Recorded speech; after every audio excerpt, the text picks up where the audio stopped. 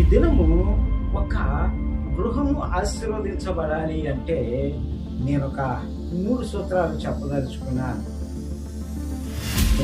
నిన్ను ఇట్టి విధంగా ఆశీర్వదిస్తాను, నీ సింహాసనాన్ని ఇట్టి విధంగా ఆశీర్వదిస్తాను, నీ రాజ్యాన్ని ఇట్టి విధంగా ఆశీర్వదిస్తాను అని దేవుడు దావీదుకి మాట్లాడడం జరుగుతుంది. ఆ సందర్భంలో దావీదు మనం చూస్తా ఉన్నాం, ఒక మాట దేవునితో అంటూ ఉన్న మాటని మనం చూస్తా ఉన్నాం. ఏమంటారు అంటే, ఇక్కడ మనం గమనించుకున్నట్లయితే అతడు అనే పదం కొర్నేలికి సంబంధించింది.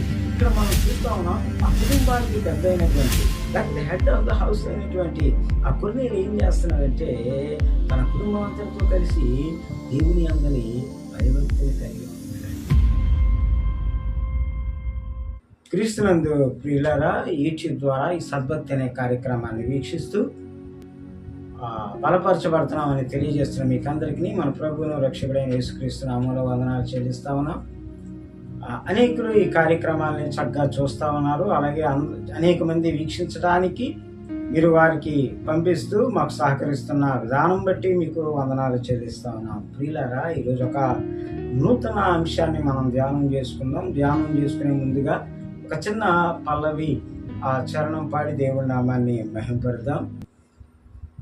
సంగీతనాదముతో స్తోత్ర సంకీర్తనతో నీ ప్రేమ గీతం పాడేదా, నీ గొప్ప కార్యం చాటేదా, నీ ప్రేమ గీతం పాడేదా, నీ గొప్ప కార్యం చాటేదా. నా జీవితం మార్చిన యేసయ్యా, ఈ నీ రుణం తీర్చుట ఇటులయా. నా జీవితం మార్చిన యేసయ్యా, ఈ నీ రుణం తీర్చుట ఇటులయా. సంగీతనాదముతో స్తోత్ర సంకీర్తనతో నీ ప్రేమ గీతం పాడేదా, నీ గొప్ప కార్యం చాటేదా. నా కఠిన హృదయమున కారుణ్యమును నింపి కలువలు పూయించిన కృపలను కొనియాడేదా. నా కఠిన హృదయమున కారుణ్యమును నింపి కలువలు పూయించిన కృపలను కొనియాడేదా. పాపములు క్షమించి నన్ను మార్చిన, దోషములు భరించి దరి చేర్చిన నీ ప్రేమ గీతం చాటేదా, నీ గొప్ప కార్యం చాటేదా. సంగీతనాదముతో స్తోత్ర సంకీర్తనతో నీ ప్రేమ గీతం పాడేదా, నీ గొప్ప కార్యం చాటేదా.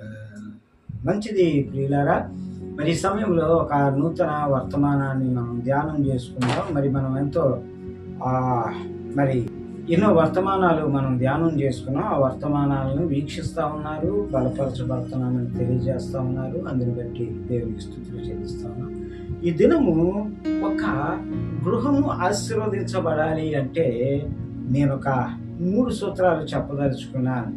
ఒక దేవుని యొక్క గృహము, లేకపోతే క్రైస్తవ బిడ్డల యొక్క గృహము ఆశీర్వదించబడాలి అంటే బైబిల్ ప్రకారంగా ఏ విధంగా ఉండాలి ఏమండి అన్నది మనం ధ్యానం చేసుకుంటా ఉన్నాం. ఉదాహరణకి బయట మనం ఇంటి ముందు యెహోవా ఈ గృహమునకు అధికారి అనే బోర్డు పెట్టుకుంటే ఆశీర్వదించబడతామా? లేకపోతే ఏం చేయడం ద్వారా ఆ గృహము ఆశీర్వదించబడతాది అని బైబిల్ సెలవిస్తా ఉన్నది అన్న విషయాలని, ఒక 3 విషయాలని మనం చూసుకున్నాం పిల్లలు. అక్కడ స్కిప్ చేయకుండా చూడండి. ఇది మన ఆధ్యాత్మిక జీవితాలకు, అంతేకాకుండా భౌతికమైన జీవితాలకు కూడా ఆశీర్వాదకరమైనటువంటి అంశం. పిల్లరా, మరి ఆ 2వ సమూయేలు గ్రంథము 7వ అధ్యాయము 29వ వచనాన్ని మనం చదువుకుంటే అక్కడ ఇట్టి విధంగా రాయబడి ఉంటుంది. 2వ సమూయేలు గ్రంథము 7వ అధ్యాయం 29వ వచనాన్ని మనం చూస్తే అక్కడ ఈ విధంగా ఉంటుంది. నీ ఆశీర్వాదము నుండి నా కుటుంబము నిత్యము ఆశీర్వదించబడును కాక అని దావీదు భక్తుడు చెప్తున్న అంశాన్ని మనం చూస్తూ ఉంటాం. ఇక్కడ మనం గమనించినట్లయితే దావీదుతో కొంత వాక్యం ముందుకెళితే మనం చూస్తాం, దేవుడు దావీదుకి కొన్ని వాగ్దానాలు చేయడం జరుగుతుంది. దేవుడు దావీదుని నిన్ను ఇట్టి విధంగా ఆశీర్వదిస్తాను, నీ సింహాసనాన్ని ఇట్టి విధంగా ఆశీర్వదిస్తాను, నీ రాజ్యాన్ని ఇట్టి విధంగా ఆశీర్వదిస్తాను అని దేవుడు దావీదుకి మాట్లాడడం జరుగుతుంది. ఆ సందర్భంలో దావీదు మనం చూస్తూ ఉన్నాం, ఒక మాట దేవునితో అంటూ ఉన్న మాటని మనం చూస్తూ ఉన్నాం. ఏమంటాడు అంటే 29వ వచనం మనం చదువుకున్నట్లయితే, దయచేసి నీ దాసుడైన నా కుటుంబం నిత్యము నీ సన్నిధి నుండినట్లుగా దాన్ని ఆశీర్వదించుము. యెహోవా నా ప్రభువా, నీవు సెలవిచ్చి ఉన్నావు, నీ ఆశీర్వాదం నుండి నా కుటుంబం నిత్యము ఆశీర్వదించబడును గాక. ఇక్కడ కొన్ని మాటలు మనం చూస్తా ఉన్నాం. ఏమని అంటున్నాడంటే, నిత్యము నీ సన్నిధిని నా కుటుంబం ఉండాలి. ఏమండి, ఇక్కడ మనం చూస్తా ఉన్నాం, దేవుని సన్నిధిలో ఒక కుటుంబం ఉన్నట్లయితే ఆశీర్వదించబడతాది అనేటువంటి సత్యాన్ని మనం ఈ మాటలో మనం చూసుకుంటా ఉన్నాం. ప్రియులారా, మనం గమనించినట్లయితే మరి దేవుని సన్నిధిలో మనం చూస్తూ ఉన్నట్లయితే కొన్ని కుటుంబాలను మనం గమనించినట్లయితే మరి ఆ భర్త రాకుండా భార్య పిల్లలు మందిరానికి వస్తున్న వారిని మనం చూస్తూ ఉంటాం. అదేవిధంగా మరి భర్త పిల్లలు వస్తూ భార్య రాకుండా ఉండేటువంటి కుటుంబాలను చూస్తూ ఉంటాం. లేదంటే తల్లిదండ్రులు మాత్రమే మందిరానికి వెళ్తారు, పిల్లలు మరి గృహాల్లో ఉండిపోతూ ఉంటారు, వారు మందిరానికి వెళ్ళరు, దేవుని సన్నిధికి వెళ్ళరు. అలాంటి కుటుంబాలను మనం చూస్తూ ఉంటాం. కొంతమంది అయితే దేవుని బిడ్డలని చెప్పుకుంటారు, కానీ కుటుంబం అంతా కూడా ఇంటి దగ్గర ఉండేటువంటి వారిని మనం చూస్తూ ఉంటాం. ఆ యొక్క దేవుని సన్నిధి, ఆ పరిశుద్ధ స్థలములో అడుగు పెట్టకుండా, దేవుని సన్నిధిని అనుభవించకుండా, టీవీలో మనం హాల్లో కూర్చొని వాక్యం విన్నంత మాత్రాన చాలా ఛానల్స్ ఉన్నాయి కదా, 10 ఛానల్స్ ఉన్నాయి, 6 ఛానల్స్ ఉన్నాయి కదా, ఛానల్స్లో చూడడం ద్వారా మనం ఆశీర్వదించబడము. దేవుని యొక్క పరిశుద్ధ స్థలములో, పరిశుద్ధ మందిరములో మనము ఉండాలి. ఆయన సన్నిధిలో కుటుంబం అంతా ఉండడం ద్వారా ఆశీర్వాదాన్ని పొందుకుంటాం అనేటువంటి ఆ రహస్యాన్ని ఈ యొక్క రాత్రికాల సమయాన మనం చూస్తా ఉన్నాం. అదేవిధంగా ప్రియులారా, మరి సమూయేలు 2వ గ్రంథము 6వ అధ్యాయము 11, 12 వచనాలు మనం చదువుకున్నట్లయితే అక్కడ ఇట్టి విధంగా రాయబడి ఉంటుంది. ప్రియులారా, యెహోవా మందసము 3 నెలలు మరి గితీయుడకు ఒబేదేదేము ఇంటిలో ఉండగా యెహోవా ఒబేదేదేమును అతని ఇంటి వారిని అందరినీ ఆశీర్వదించను అనేటువంటి ఆ విషయాన్ని మనం చూస్తూ ఉంటాం. ఇక్కడ ఇది మనందరికీ తెలిసిన విషయమే. మరి ఇక్కడ మనం గమనించినట్లయితే ఈ మందసాన్ని గిబియా నుండి తీసుకొని రావడానికి వెళ్ళినప్పుడు, ఆ గిబియా నుండి ఆ మందసాన్ని తీసుకొస్తున్నప్పుడు ఆ మందసం మరి తీసుకొస్తున్నప్పుడు ఉజ్జయ అనేటువంటి రాజు మరి ఆ మందసం పడిపోతున్నప్పుడు తన చేయి చాపి ఆ మందసాన్ని పట్టుకోవడానికి ప్రయత్నం చేసినప్పుడు దేవుని కోపం అతని మీద రగులుకొని అతడు అక్కడికక్కడే పడి చనిపోవడం జరుగుతుంది. వెంటనే దావీదు ఏం చేస్తాడంటే, మరి ఎందుకు ఉజ్జయ రాజు అలా చనిపోవడం జరిగింది అంటే, మందసాన్ని కాపాడాల్సిన బాధ్యత యాజకులది మాత్రమే అయినప్పుడు రాజు దాన్ని కాపాడే ప్రయత్నం కానీ, రాజు దాన్ని ముట్టుకునే ప్రయత్నం కానీ చేయకూడదు. మనకి లోకంలో కూడా ఒక సామెత ఉంటుంది, కుక్క పని కుక్క చేయాలి, గాడిద పని గాడిద చేయాలి. కుక్క పని గాడిద చేసినా, గాడిద పని కుక్క చేసినా ప్రమాదానికి గురవుతాం. అలాగే మరి దేవుని మందసాన్ని కాపాడాల్సిన బాధ్యత యాజకులదైనప్పుడు ఈ ఉజ్జయ రాజు మరి తెగించి అలా చేసినప్పుడు, ఎప్పుడైతే ఉజ్జయరాజు మరణిస్తాడో దావీదుకి భయం పట్టుకుంటాడు. వెంటనే దావీదు ఏం చేస్తాడంటే ఆ మందసాన్ని తీసుకెళ్లి ఆ గిత్తీయుడైనటువంటి ఒబేదేదేము ఇంటి దగ్గర ఉంచినప్పుడు 3 నెలల తర్వాత ఆ గృహము, ఆ కుటుంబములో సభ్యులంతా కూడా గొప్పగా ఆశీర్వదించబడతారు. ప్రియా దేవుని జనాంగం, ఈరోజు మనం చూస్తా ఉన్నాము, దేవుని సన్నిధి నీ గృహంలో ఉంటే, దేవుని సన్నిధిలో నీ కుటుంబం ఉంటే వచ్చేటువంటి ఆశీర్వాదాన్ని మనం చూస్తా ఉన్నాం. ఇదిగో చాలా మంది కుటుంబాల్లో మనం చూస్తూ ఉంటాం, ఎప్పుడు కూడా మరి ఆ నెల దినాలు కూడా కష్టాలే, లేకపోతే నెల దినాలు కూడా బాధలే, నెల దినాలు కూడా భయంకరమైనటువంటి పరిస్థితి. ఇక్కడ మనం చూస్తా ఉన్నాం, దేవుని పరిశుద్ధ స్థలంలో మనం ఉన్నప్పుడు, దేవుని సన్నిధిలో మనం ఉన్నప్పుడు, దేవుని సన్నిధిలో కుటుంబం అంతా ఆరాధించగలిగినప్పుడు మనకు వచ్చేటువంటి ఆశీర్వాదం ఏంటి అన్నది ఇంకొక మాట చూసుకున్నాం ప్రియులారా. యోబు గ్రంథం 1వ అధ్యాయం 10వ వచనాన్ని మనం చదువుకున్నట్లయితే అక్కడ ఇటు విధంగా రాయబడి ఉంటుంది. యోబు గ్రంథం 1వ అధ్యాయం 10వ వచనాన్ని మనం చదువుకున్నట్లయితే, నీవు అతని ఇంటి వారికి అతని కలిగిన సమస్తమునకు చుట్టూ కంచె వేసినవి కదా, నీవు అతని చేతి పనిని దీవించుట చేత అతని ఆస్తి దేశంలో బహుగా విస్తరించి ఉన్నది అనేటువంటి మాట మనం చూస్తూ ఉంటాం. ఇక్కడ మనం చూస్తూ ఉన్నాం, ఇక్కడ యోబు గురించి బైబిల్ గ్రంథం ముందు రాయబడిన మాట 1వ అధ్యాయం 10వ వచనాన్ని మనం చదువుతున్నాం. దేవుడట అతని ఇంటి వారందరికీ, అంటే కుటుంబానికి అంతటికీ కూడా ఏం చేశాడంట, అతనికి కలిగిన సమస్తానికి కూడా కంచి వేశాడంట. ఆ కంచి వేయడం వల్ల యోబు చేతి పని దీవించబడడం ద్వారా యోబు ఆ ఊజు దేశం అంతటిలో ధనవంతుడిగా ఉన్నాడు. ప్రియా దైవజనం, ఈరోజు మనం పరిశీలన చేసుకుందాం. మొట్టమొదటి మాట, నీ కుటుంబం అంతా కూడా నిత్యము దేవుని సన్నిధిలో ఉండేదిగా, దేవుని పరిశుద్ధ స్థలములో ఉండేదిగా, దేవుని యొక్క మందిరములో ఉండేదిగా ఉందా? ఆశీర్వదించబడ్డానికి ఇది మొదటి కారణం. నీ కుటుంబం అంతా కూడా మరి దేవుని మందిరంలో ఉండాలి. మరి అదే కాకుండా మరి రెండవ మాటని కూడా మనం చూసుకున్నాం. నేను త్వరగా వెళుతున్నాను, కారణం ఏంటంటే మిడిల్ ఎక్కువయ్యే కొద్దీ చూడటానికి మరి డేటా ఎక్కువ ఖర్చు అవుతుంది కాబట్టి నేను త్వరగా ముగించే ప్రయత్నం చేస్తాను. అదేవిధంగా మనం చూస్తాం, అపోస్తుల కార్యాలు 10వ అధ్యాయం 2వ వచనంలో మనం మాట చూస్తాం. ఇది రెండవ సందర్భం. మొదటి సందర్భాన్ని చూసాం, కుటుంబం అంతా కూడా దేవుని సన్నిధిలో ఉండడం. ఇక్కడ రెండవ సందర్భాన్ని చూస్తాం. అపోస్తుల కార్యాలు 10వ అధ్యాయం 2వ వచనంలో అతడు తన ఇంటి వారు అందరితో కూడా దేవుని అందరి భయభక్తులు కలిగి ఉండి అనేటువంటి మాట చూస్తుంటాం. ఇక్కడ మనం గమనించుకున్నట్లయితే అతడు అనే పదం కొర్నేలికి సంబంధించింది. ఇక్కడ మనం చూస్తా ఉన్నాం, ఆ కుటుంబానికి పెద్ద అయినటువంటి, లేకపోతే హెడ్ ఆఫ్ ద హౌస్ అయినటువంటి ఆ కొర్నేలి ఏం చేస్తున్నాడంటే తన కుటుంబం అంతటితో కలిసి దేవుని అందరి భయభక్తులు కలిగి ఉంటాడంట. చూడండి, ఎప్పుడైతే తండ్రి భయభక్తులు కలిగి ఉంటాడో పిల్లల భయభక్తులు కలిగి ఉంటాడు. ఎప్పుడైతే తండ్రి దేవుని యొక్క మార్గంలో నడుస్తాడో పిల్లలు దేవుని యొక్క మార్గంలో నడవడానికి ఇష్టపడతాడు. బైబిల్లో చాలా ఉదాహరణలు ఉన్నాయి. తండ్రి భయభక్తులు కలిగి ఉన్నాడు కాబట్టి ఇంటి వారందరూ కూడా భయభక్తులు కలిగి ఉన్నట్టుగా ఇక్కడ మనం చూస్తున్నాం. కొర్నేలు అంటే మరి ఆ కుటుంబానికి హెడ్ అయినటువంటి, ఆ కుటుంబానికి పెద్ద అయినటువంటి వ్యక్తి దేవుని అందరి భయభక్తులు కలిగి ఉంటా ఉన్నాడు. అలాగే యెహోషువ గ్రంథం 24వ అధ్యాయం 15వ వచనంలో మనందరికీ సుపరిచితమైనటువంటి వాక్యం అది, నేను నా ఇంటి వారు యెహోవానే సేవించదము అని. అక్కడ మనకు ఆ సందర్భం అంతా తెలుసు, దాన్ని వివరించడం లేదు. కానీ ఈ యెహోషువ ఆ ఇశ్రాయేలు ప్రజలందరి మధ్యలో నిలబడి అంటున్న మాటను మనం చూస్తా ఉన్నాం, నేను నా ఇంటి వారు యెహోవాను సేవించదను. చూడండి, ఈరోజు యెహోషువ ఆ కమిట్మెంట్ తన తరతరాలకు ఆశీర్వాదకరంగా ఉంది. యెహోషువ కమిట్మెంట్ దేవుని చేత బలమైన కార్యాలు మోసే తర్వాత యెహోషువ ద్వారా జరిగించాయి.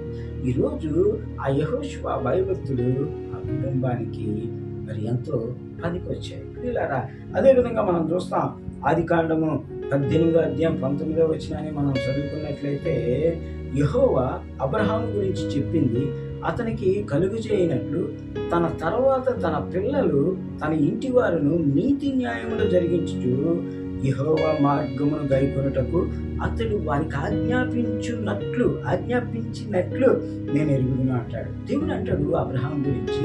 ఇక్కడ మనం చూస్తాం, అబ్రహామును తీసుకుంటా ఉన్నాం. అబ్రహాముతో దేవుడు Abraham head of the house కాబట్టి అబ్రహాము గురించి మనం మాట్లాడుతున్నాం.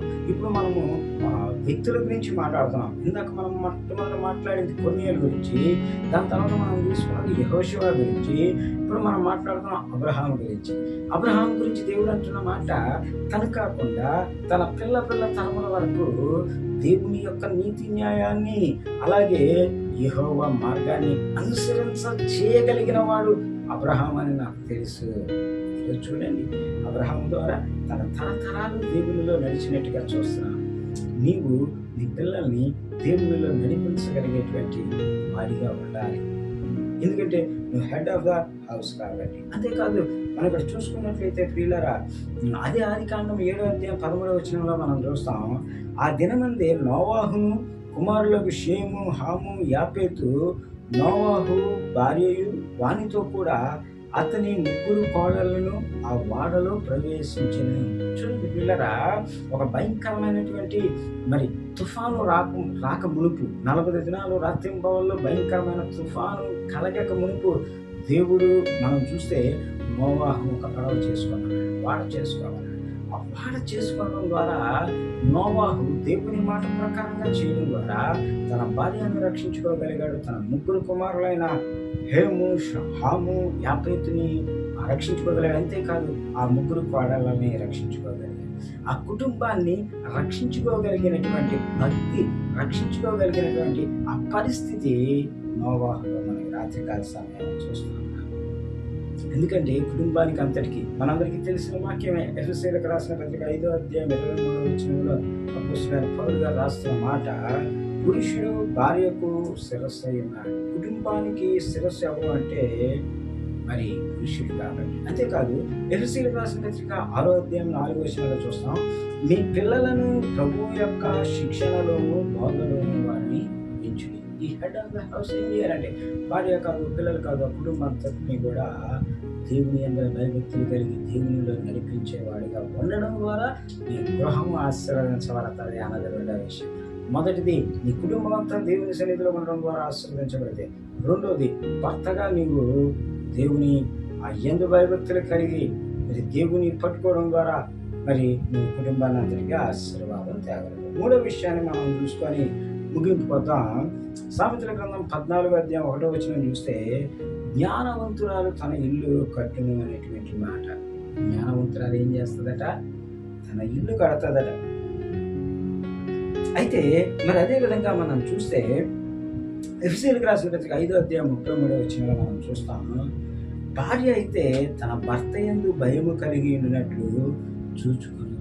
భార్య ఎలా ఉండాలంట? భర్త పట్ల భయము కలిగి ఉండాలంట.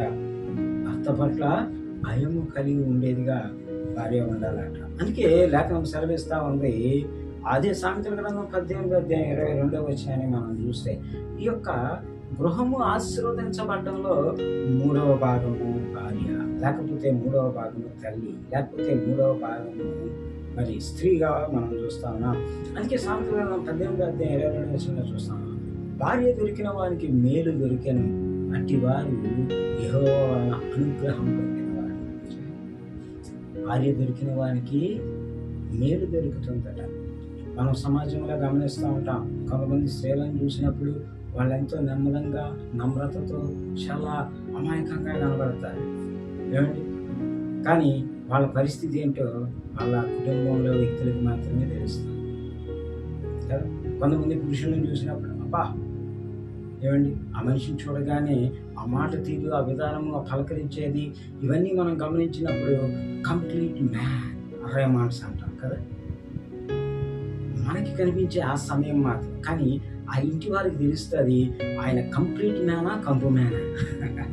కాబట్టి ప్రియులారా, మనం ఇక్కడ అందుకే దేవుడు అంటున్నాడు, ఏమండి, అట్టి వాడు యెహోవా వలన అనుగ్రహం పొంది ఉన్నాడు. ఇటువాడు దేవుని చేత భార్య దొరికిన వారికి మేలు దొరుకుతారు. కాబట్టి ప్రియులారా, మనం చూస్తా ఉన్నాం. ఇంకా లేఖనాల్లో చాలా విషయాలు ఉన్నాయి. జ్ఞానము గల స్త్రీ తన ఇంటిని కట్టును.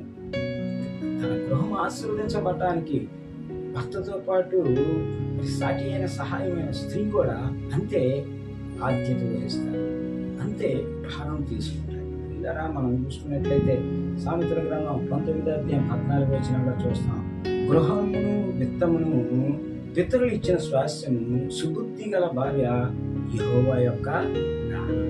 సుబుద్ధి గల భార్య ఒక వ్యక్తికి దొరకాలంటే యెహోవా దానం చేస్తేనే దొరుకుతుంది. కాబట్టి మనం చూస్తా ఉన్నాం, స్త్రీ కూడా ఒక గృహము ఆశీర్వదించబడటానికి ఒక కారణము అనేటువంటి విషయాన్ని మనం గ్రహించుకుంటూ ఉండాలి. చివరి మాట చూసుకొని మనం ముగించుకున్నాం. సామెతల గ్రంథం 31వ అధ్యాయం 10వ వచనంలో చూస్తాం, గుణవతి అయిన భార్య దొరుకుట అరుదు, అట్టిది ముత్యము కంటే అమూల్యమైనది. గుణవతి అయిన భార్య అనుకోవడం ఏంటి? అరుదు కదా.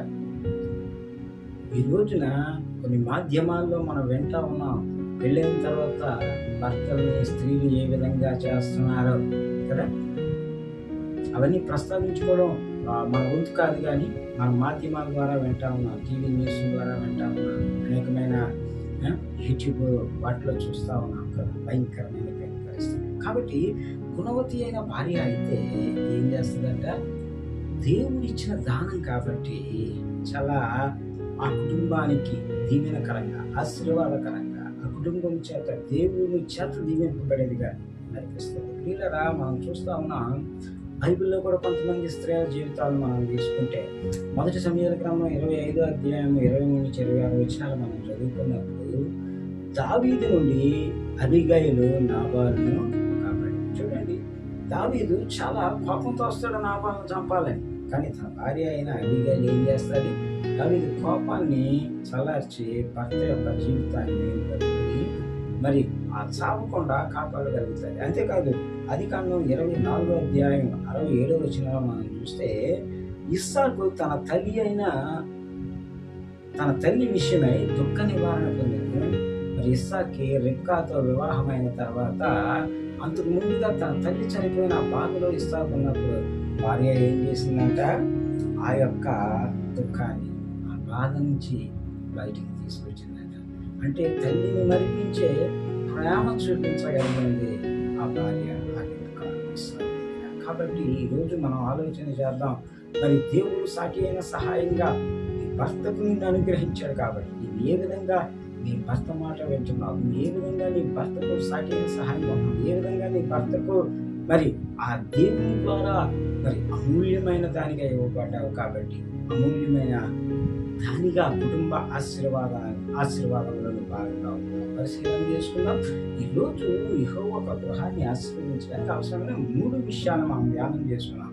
మొదటి విషయం, ఆ కుటుంబం అంతా కూడా దేవుని సన్నిధిలో ఉండాలి, దేవుని పరిశుద్ధ స్థలంలో ఉండాలి, దేవుని ఆరాధించగలిగాడు. రెండవదిగా మనం చూసుకున్నాం, భర్త అయినటువంటి వాడు, కుటుంబ యజమానుడైనటువంటి వాడు ఆ కుటుంబాన్ని భయభక్తుల్లో పెంచాలి. దానికి అనేక ఉదాహరణలు చెప్పాలి. మూడవదిగా చూసుకున్నా, మరి ఆ స్త్రీ లేకపోతే ఇంటికి పెద్ద అయినటువంటి ఆ స్త్రీ, లేకపోతే భార్య అయినటువంటి స్త్రీ, తెల్లైనటువంటి స్త్రీ ఆ కుటుంబాన్ని ఏ విధంగా నడిపించాలి, దేవుని యొక్క ఆశీర్వాదం చూసుకున్నాం. ఈ మాట దేవుడు బహుగా దీవించును గాక. ఆమె చిన్న ప్రార్థనతో మనం ముగించుకున్నాం. మహాపరిశుద్ధుడా, మిక్కిలి ప్రేమించిన ఘనమైన తండ్రి, నీ బంగారు పాదాలు వందనాలు. ఈ రాత్రికాల సమయాన ఈ మాటలు ప్రభువా ఏ విధంగా ఒక గృహానికి దేవుని ఆశీర్వాదం వస్తుంది అనేటువంటి 3 అంశాలను ప్రభువా మరి ధ్యానించుకోవడానికి సమయాన్ని పెట్టి వందనాలు. బిడ్డలందరూ కూడా జాగ్రత్తగా మొదటి నుంచి చివరి దాకా వింటూ ఆ మాటల ద్వారా ఆశీర్వదించబడడానికి ఈ కార్యాలు జరిగించండి, నడిపించండి, సహాయం చేయండి. ఈ కార్యక్రమాలు అనేకులకు ప్రభువా పంపిస్తూ, ఈ కార్యక్రమాలు అనేకులు చూడడానికి, ఆశీర్వదించబడడానికి, అనేకుల యొక్క కష్టాల్లో ప్రభువా నీ మాటల ద్వారా ఆదరణ పొందుకోవడానికి చేస్తున్న ప్రతి కార్యాలు బట్టి వందనాలు చెల్లిస్తాను. అనేకులు ఫోన్ చేసుకొని సాక్ష్యాలు చెప్తున్నారు, అందరూ కూడా స్తుతులు చెల్లిస్తాను. అనేకులు తండ్రి నీకు వందనాలు, మంచి చక్కటి మాటలు ఎక్కువ సమయం తీసుకోకుండా చక్కగా చెప్తున్నారు పాస్టర్ గారు అని చెప్పేసి చెప్తున్నారు. ఆ బిడ్డలందరూ దీవించండి, ఆశీర్వదించండి, సహాయం చేయండి. ఇంకా రానున్న దినాల్లో ఇంకా ప్రోత్సహించేవారుగా మీరు బలపరిచి నడిపించి సహాయం చేయండి. ఈ కార్యక్రమం చూస్తున్న ప్రతి బిడ్డను దీవించి ఆశీర్వదించండి. అతి త్వరలో రాని నజరేయుడు యేసు శక్తి కలిగిన నామములో ప్రార్థన అడిగి వేడుకొంచున్నాం పరమ తండ్రి. ఆమేన్. ఆశీర్వాదంతో ముగించుకున్నాం. మన తండ్రి అయిన దేవుని యొక్క ప్రేమ, కుమారుడైన యేసుక్రీస్తు వారి కృప, పరిశుద్ధాత్మ అన్యోన్య సహవాసం మనకును సర్వలోక పరిశుద్ధులకు సదాకాలం తోడైన నడిపించును గాక. ఆమేన్. ప్రియ దైవజన్మ, ఈ యూట్యూబ్ కార్యక్రమాలు మీకు నచ్చినట్లయితే అనేకులకి వీటిని చేరవేయండి, అనేకులకు పంపించండి. మీ వంతు సహకారం మాకు అందించండి. అనేకుల ఆధ్యాత్మిక జీవితాన్ని బలపరచడానికి ఇవి పంపించడం మానవద్దు, మరవద్దు. మీరు అందిస్తున్న ఈ అభిమానానికి, ప్రేమకి మేము ఎల్లప్పుడూ మీకు వందనాలు చెల్లిస్తూ ఉన్నా. కార్యక్రమాన్ని ప్రోత్సహిస్తారని భావిస్తాం. దేవుడు మిమ్మల్ని దీవించిన గాక. God bless you.